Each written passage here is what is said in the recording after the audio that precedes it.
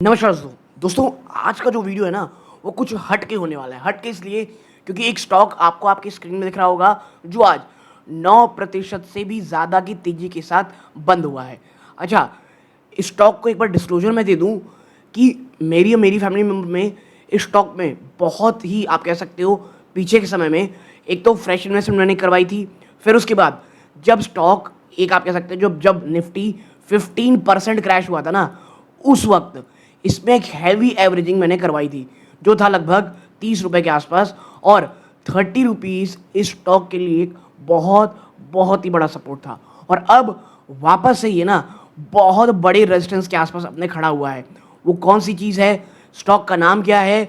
और देखो, इस प्रकार के स्टॉक ना मैं मेंबर्स स्पेशल में भी वीडियो में ऑलरेडी बोल चुका था, बट वहाँ होता क्या है, हर एक चीज़ की चर्चा करते हैं, कौन कौन सी प्लस है माइनस है वहाँ पे चर्चा हो पाती है। लेकिन यहाँ पे हम इस बात को चर्चा करेंगे, अब स्टॉक ऊपर जा चुका है तो, कि भाई क्यों ये स्टॉक मुझे पर्सनली पसंद है, क्या प्रोस है, क्या कॉन्स हैं। कंपनी छोटी है तो उसके साथ जो भी एक आप कह सकते हैं रिस्क आते हैं, इस कंपनी के साथ आज भी हैं। लेकिन कैसे जो हम अल नीनो बोल रहे हैं, जो गर्मी का सीज़न लंबा होने वाला कहा जा रहा है, भले ही आप ये कह सकते हो कि उतनी तेज़ आप कह सकते हैं गर्मी ना पड़े, बट जो हीट वेव के डेज हैं वो काफ़ी लंबे रहेंगे कहा जा रहा है। ऐसे में ये स्टॉक इतना इंपॉर्टेंट क्यों है? और अगर मैं आपको ना इस स्टॉक को सिर्फ पिछले अगर 1 महीने में लेके जाऊं, आप देखें स्टॉक फ्रॉम लोज 30 मार्च जो उसने लगाया था वहां से 41% से ज़्यादा तेज़ी दिखा चुका है सिर्फ 15 दिनों में। और जब हम पिछले 1 साल में जाते हैं, आप यहाँ पाएंगे, ये आप देख रहे हो, ये एक बार 45 रुपए के आसपास पहुंचा, उसके बाद से वापस गिरावट दिखाए और अब देखिए 45 रुपए के वापस आने की कोशिश कर रहा है। और इसका एक सबसे बड़ा टेस्ट जो मैं कहूँगा वो होगा ये, ठीक है, यानी 50 रुपए के आसपास। और आप देख रहे होंगे 50 रुपए इसके लिए एक बहुत लंबे समय तक एक रेजिस्टेंस, एक कह सकते हैं सपोर्ट का समय था। और जैसे ही 50 टूटा, सीधा स्टॉक आप देखेंगे 40 रुपए पे आया था। तो इसी के लिए अगर ये स्टॉक 50 को तोड़ता है, पहला तो दोस्तों 45 रुपीज़ है, ये टूटा तो फिर 50 के दरवाजे आराम से खुल जाएंगे और फिर सीधा 60 तक आपको जाता हुआ ये स्टॉक दिखाई देगा। अच्छा, मुझे क्यों स्टॉक ये पसंद है, क्या प्लस क्या माइनस, क्या एक्सपेंशन चल रहा है, इन तमाम चीज़ों में चर्चा करेंगे। अगर आप इस वीडियो को अंत तक देखेंगे तो आपके भी बहुत से डाउट्स क्लियर होंगे। आपसे बस एक रिक्वेस्ट है, इस वीडियो को लाइक ज़रूर कीजिएगा दोस्तों, चैनल को सब्सक्राइब ज़रूर कीजिएगा। और हाँ, ये प्योरली एजुकेशनल पर्पज़ के लिए प्लीज़ अपने वित्तीय सलाहकार से सलाह ज़रूर लीजिएगा कोई भी खरीदारी करने से पहले। और अगर आप इसी प्रकार के वीडियोज़ चाहते हैं, इस प्रकार के जो स्टॉक है जो मैं बीच बीच में लाता रहता हूँ एनालिसिस करने, मुझे जो अच्छे लगते हैं उस साथ आपके साथ शेयर करता हूँ, तो मेंबर्स आप ज्वाइन कर सकते हैं, वहाँ पर हम बात करेंगे। नाउ अब आते हैं कि भाई स्टॉक का नाम क्या है। देखो, स्टॉक का नाम है स्नोमैन लॉजिस्टिक्स लिमिटेड। इसकी सबसे बड़ी जो मुझे इशू लगती है वो है इसकी पी, लेकिन उसके पीछे का कारण है और मुझे पॉजिटिव क्यों लगता है, आइए चर्चा करते हैं। देखिए, सबसे पहले भैया जो मिडिल ईस्ट की वॉर है वो उसका क्या हालचाल करेगी। तो देखो, कोई भी सप्लाई चेन रिलेटेड कोई भी स्टॉक के लिए बिल्कुल भी अच्छी खबर नहीं होती है, लेकिन जो नेगेटिव है ना वो यूजुअली आउटवे कर रहे हैं पॉजिटिव को for a company like snowman. क्यों है ऐसा? द फ्यूल टैक्स, कोई भी एस्केलेशन मिडिल ईस्ट में क्या करेगा, क्रूड प्राइस में जंप करवाएगा। इवन दो स्नोमैन का जो प्राइमरली एक डोमेस्टिक प्लेयर है, बट फ्यूल कॉस्ट अगर हाई होगा तो वो डायरेक्टली खाएगा मार्जिन को of their massive refrigerated truck fleet. क्यों लिखा है यहाँ पे रेफ्रिजरेटेड?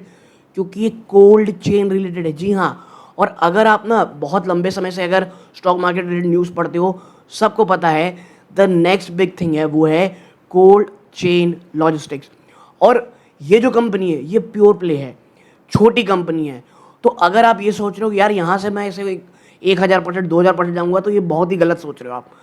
यहाँ से स्नोमैन लॉजिस्टिक्स ना, मैं बता दूँ, फॉर 5 ईयर्स जिस तरह की चीज़ें चल रही हैं वैसे चलती हैं, जिस प्लान में ये चल रहे हैं, बीच में से कुछ हिकअप्स आएंगे, बट मुझे ऐसा लगता है इसके ना भागने के चांसेस बहुत ज़्यादा हैं।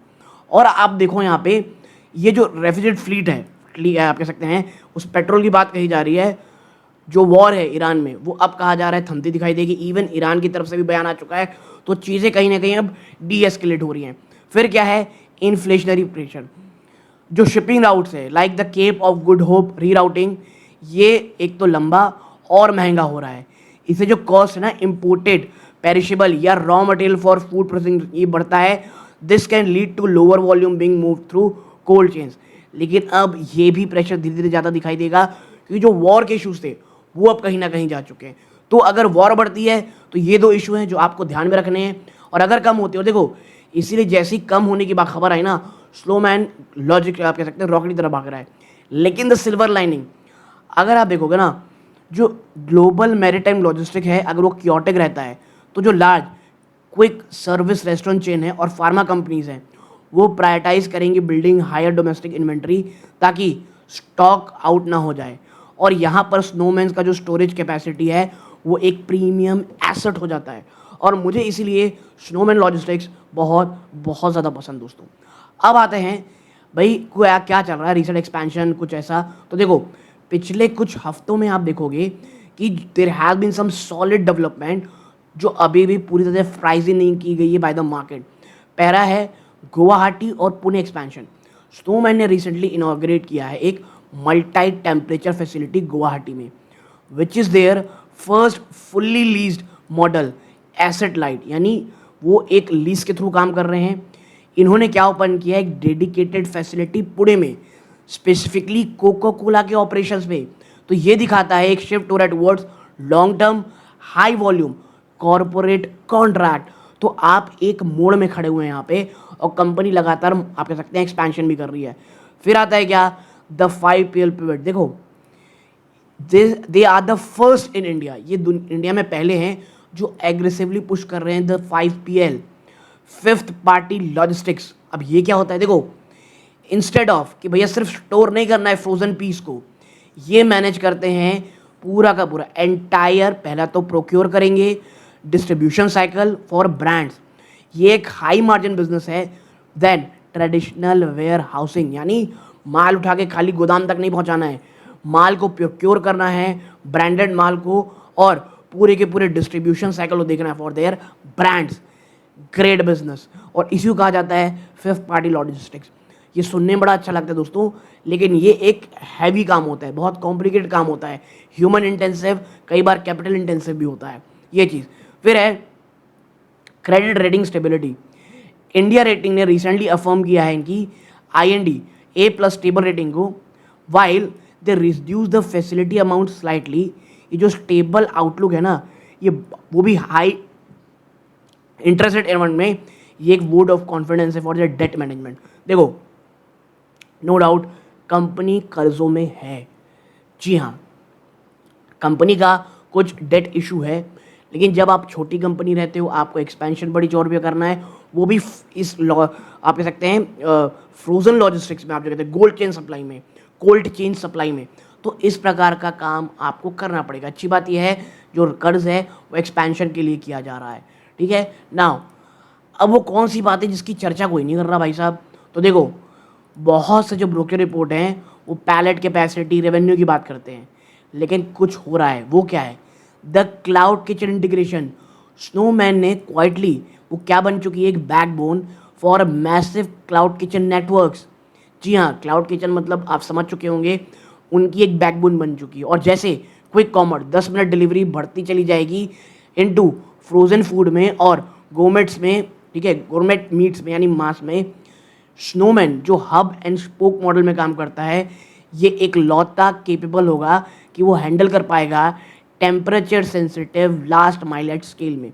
और मैं इसीलिए कह रहा हूँ, अगर आप स्नोमैन में पैसा लगाने की सोच रहे हो, आप एक विजन में पैसा लगा रहे हो, आप एक टर्नअराउंड स्टोरी में पैसा लगा रहे हो, अगर चीज़ें जिस प्रकार से इतनी सुंदर दिख रही हैं, अगर ऐसा हो गया तो बहुत अच्छा होगा। अगर इसमें प्रॉब्लम आती है, देखो हिकअप्स आएंगे, मैं ये नहीं कहता वो स्मूथ राइड रहेगी, कई बार बहुत नीचे स्टॉक जा सकता है, कुछ परेशानी आएगी, लेकिन अगर चीज़ें टर्न आउट होती हैं it will be really great. फिर है एसेट लाइट ट्रांजेक्शन। देखो वो अब धीरे धीरे किससे दूर जा रहे हैं कि भैया हर एक बिल्डिंग में हमको ओन नहीं करना है, क्योंकि रिसेंटली उन्होंने क्या किया, एक फैसिलिटी लीज की है गुवाहाटी में, वो स्केल कर रहे हैं पैलेट कैपेसिटी बहुत तेज़ी से विदाउट कोई भी कर्जों में बढ़ोतरी। देखो आगे तो बढ़ना है तो कुछ आउट ऑफ द बॉक्स सोचना पड़ेगा, और जब ITC जैसी कंपनी अपने होटल बिजनेस में एसेट लाइट में आ रही है, इंडियन होटल आ रही है, तो भैया ये तो छोटी सी कंपनी, इनको तो आना ही पड़ेगा। और ये जो एसेट राइट स्ट्रैटेजी है ये अक्सर इग्नोर कर दिया जाता है जो सिर्फ हिस्टोरिकल कैपेक्स देख रहे होते हैं। तो ये दो चीज़ है जो आपको समझनी पड़ेगी स्नोमैन में। Okay, now share holding pattern. सबसे पहले है प्रमोटर की होल्डिंग, 50% ज़्यादा होल्डिंग है गेटवे डिस्ट्री पार्क्स की, और ये इन्हें ना एक बहुत ही सॉलिड फ्लोर प्रोवाइड करता है। यानी कोई आप कह सकते हैं कोई एमी कंपनी नहीं है इनकी प्रमोटर में होल्डिंग जो रखे हैं, ठीक है ना। फिर आप देखोगे रिटेल, यार देखो रिटेल ना बहुत बड़ी मात्रा में यहाँ पे है 46%, और जो मिसिंग इंस्टीट्यूशंस हैं एफआईआई वो 3.1% रखते हैं, और डीआईआईज अभी नॉन एग्जिस्टेंट है 0.8%। देखो ऐसा होता इसलिए है क्योंकि ये एक बहुत ही रिस्की बैट है, हाई रिस्क हाई रिवॉर्ड है, और म्यूचुअल फंड वाले ऑलरेडी जब इतनी अच्छी अच्छी कंपनियाँ इतने सस्ते दाम में मिल रही होंगी तो वो इधर तरफ क्यों आएंगे, स्पेशली डीआईआईज, ठीक है। तो ये चीज़ है।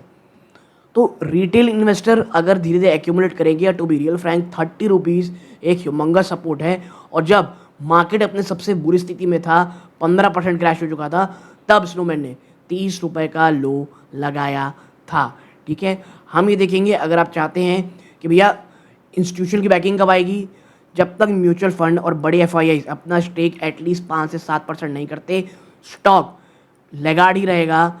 सिर्फ स्पाइक आपको मिलेंगी न्यूज़ के अंदर रेदर देन कोई स्टडी कंपाउंडर आएगा।